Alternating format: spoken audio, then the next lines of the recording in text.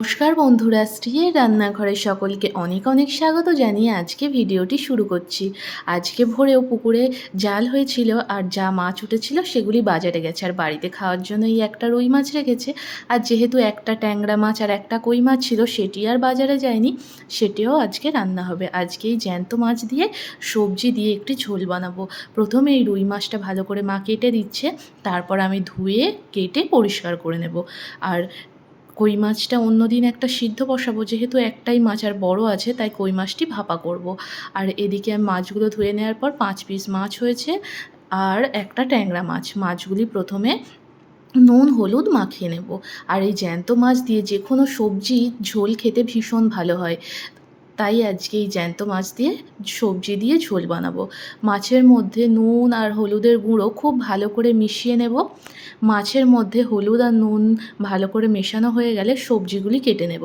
এখানে নিয়ে নিয়েছি একটা ঝিঙে, প্রথমে ঝিঙে কেটে নেব, তারপরে দুটো পটল আর একটা আলু। ঝিঙেগুলোর খোসা ছাড়িয়ে নিয়ে একটু লম্বা লম্বা করে পিস করব, এতে দেখতেও ভালো লাগবে।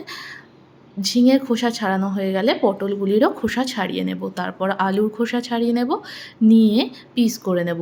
এই রকম মাঝখান থেকে কেটে একটু লম্বা লম্বা করে পিস করে নিচ্ছি। আর পটলগুলোও লম্বা করে কেটে নেব, আলুগুলিও লম্বা কেটে নেব, সবগুলি সবজি লম্বা করে কেটে নিচ্ছি। আর এই সবজিগুলো দিয়ে জিরে বাটা দিয়ে মাছের ঝোল খেতে কিন্তু ভীষণ ভালো হয়।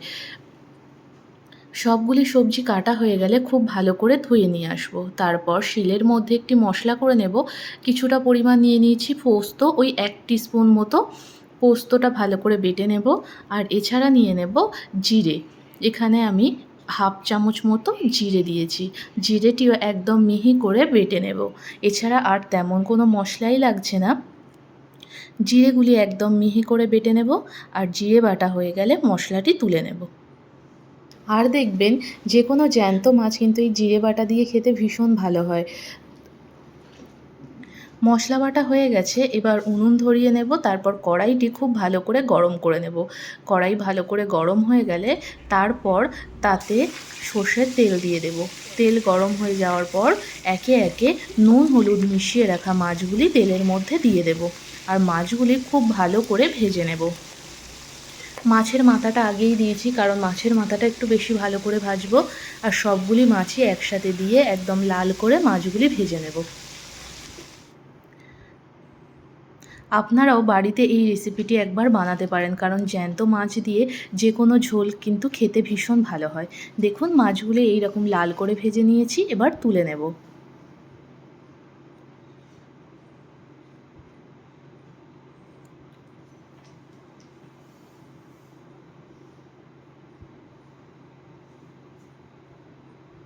সবগুলি মাছ ভাজা হয়ে গেছে। কড়াতে অনেকটাই তেল ছিল, তাই কিছুটা পরিমাণ তেল তুলে রাখছি। এতটা পরিমাণ তেল লাগবে না, তাই একটু তেল তুলে নিলাম।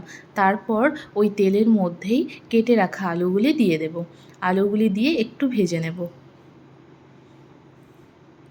অনেক বাড়িতেই আছে সবজি দিয়ে মাছের ঝোল একদম খেতে পারে না, কিন্তু তেলের ওপর হালকা সবজিগুলো নাড়াচাড়া করে নিলে সবজির টেস্টটাও ভালো আসে। তাই আমি সব সবজিগুলো তেলের ওপর হালকা নাড়াচাড়া করে নেব, সামান্য পরিমাণে নুন আর হলুদের গুঁড়ো দিয়ে। সবজিগুলি হালকা ভাজা হয়ে গেলে তারপর দিয়ে দেব পরিমাণ মতো জল। আমি এখানে মোটামুটি বেশ একটু ঝোল ঝোল রাখবো, তাই জলের পরিমাণটা একটু বেশি দিচ্ছি। আপনারা যেমন ঝোল রাখবেন সেই পরিমাণে জল দেবেন। আর কয়েকটা কাঁচা লঙ্কাও দিয়ে দেব, দিয়ে তারপরেই জল দিয়ে দিচ্ছি। দিয়ে 10 মিনিট মতো ঢাকা দিয়ে দেব।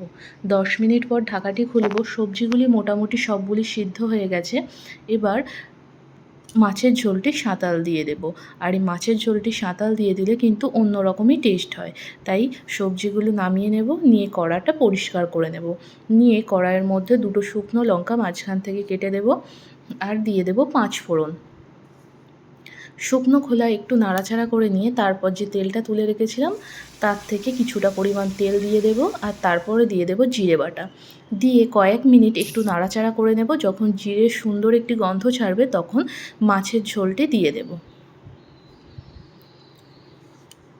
মাছের ঝোলটি দেওয়ার পর যখন ঝোলটি ফুটতে শুরু করবে তখন ভেজে রাখা মাছগুলি দিয়ে দেব।